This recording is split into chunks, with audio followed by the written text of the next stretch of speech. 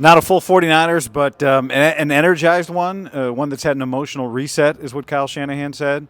I think a couple of the headlines, the way Christian McCaffrey looked today, the way Brock Purdy looked was the same, which is probably one of the headlines, just that he got paid and, as expected, nothing has changed. But no Trent Williams and Ricky Pearsall dealing with a hamstring are, I think, two of the things that a lot of people rightfully are going to be talking about today. Will Trent Williams show up next week?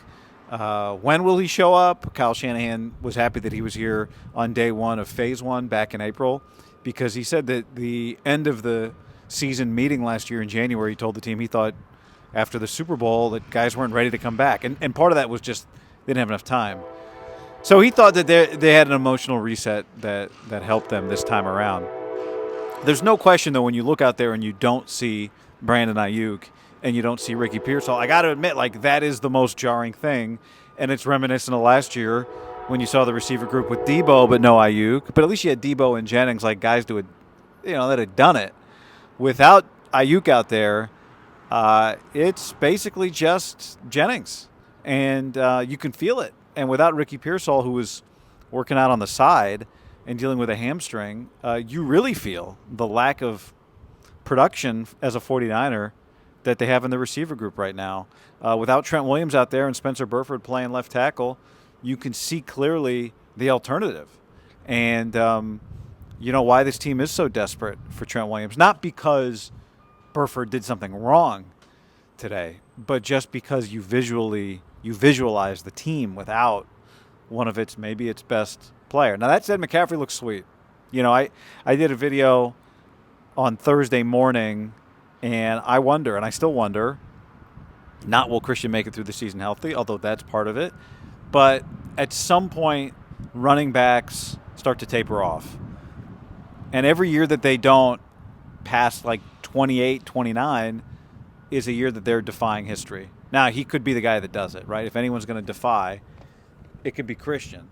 But I think that's one of the big questions this year is will this be a year in defiance of history for most running backs? The Ricky Pearsall thing is concerning. Last year, he started training camp on PUP because of a hamstring. Then he had a shoulder injury, which occurred in a medium contact, a block. But it was a blocking 11-on-11. It was in a blocking situation. So I think you have to be very aware with him that you just wonder, is there an issue? You hope not.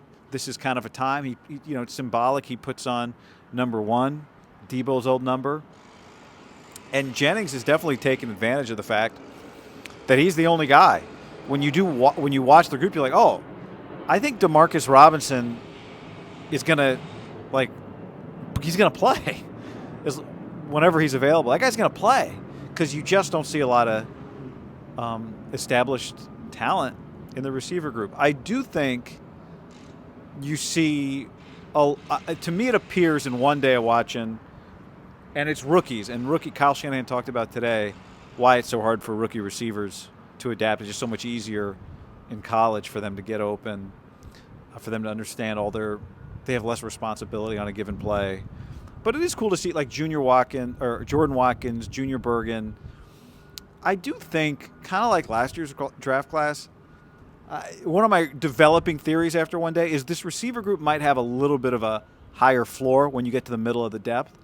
But the drop-off from dude that has produced in the NFL to the next guy, without Ayuk out there, it's just Jennings, and it's significant. Or maybe Demarcus Robinson, but guys that have done it for the Niners, it's significant when you see, Tariq Owens going number 2 in a drill, or Russell Gage, whoever. It's this is such a big opportunity for Ricky Pearsall to establish himself as one of the go-to receivers without Ayuk around, and you hope, for his sake and for their sake, that he'll be able to take advantage of that opportunity. Right now he's not. He's not going to be. He's not going to be back next week. It's going to be training camp when we see Ricky Pearsall on the field, and that's too bad. So, yeah, he's working hard, but the opportunity to go up against some of these guys, to go up against Diamador Lenore, to give Renardo Green that rep, because it's a two-way street. If your best receivers aren't playing, then your corners aren't getting the best opportunities to get better. So, Trent, you want him here. I'm sure they do, but this is part of the deal. And Ricky Pearsall, another hamstring. It's just that's concerning. Throws of the day. 3 throws of the day today. I ranked them. Brock had the number 1 throw of the day today. A throw to Braden Willis up the left hash mark, the tight end, about 25, 30 yards. We've talked about this over the years, kind of making routine plays or making plus plays look routine. It was a big league throw, a big league play. There wasn't, anything that you looked at and said, oh, that was spectacular. But it was just the kind of play you have to hit consistently. And, I like to say Brock Purdy's most invisible superpower is consistency. I say the most invisible superpower is invisibility, and the second most invisible superpower is consistency. Throw of the day number 2, it was Mac Jones. Layered throw to Juwan Jennings over the middle. Really nice throw over the linebacker. And then throw of the day number 3. I always think of when I was in Maui, there was this little cafe, which I can't, in Kihei. Maybe it was Kihei Cafe. Yeah, Kihei Cafe. Several years ago, they had the COD, coffee of the day. It was always something very sweet, so that's what I do.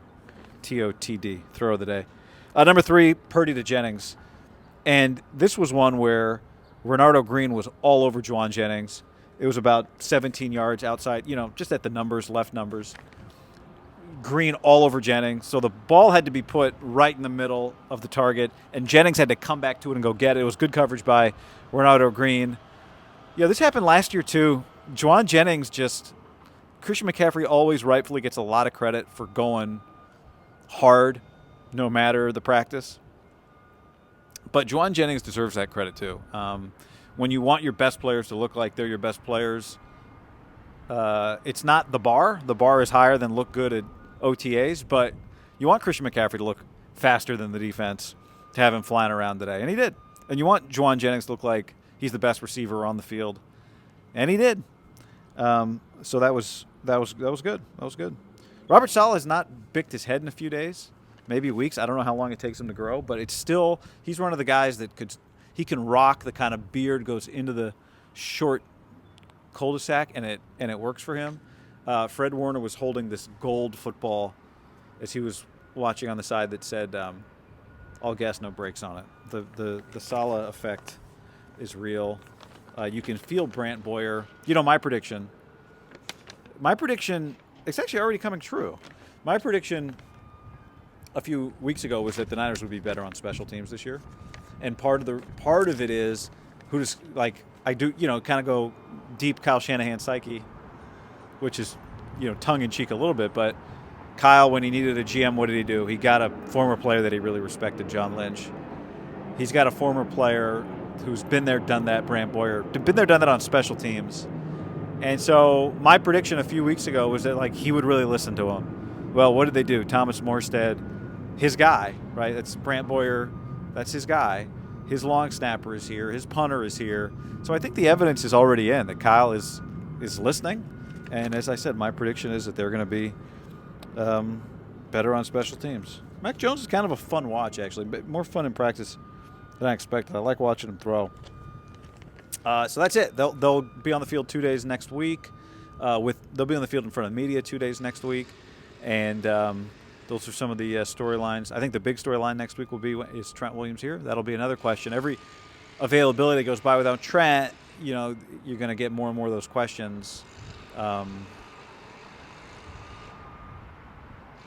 And I think it's a fair question until he's here, and he's going to be here. So, Levi Stadium.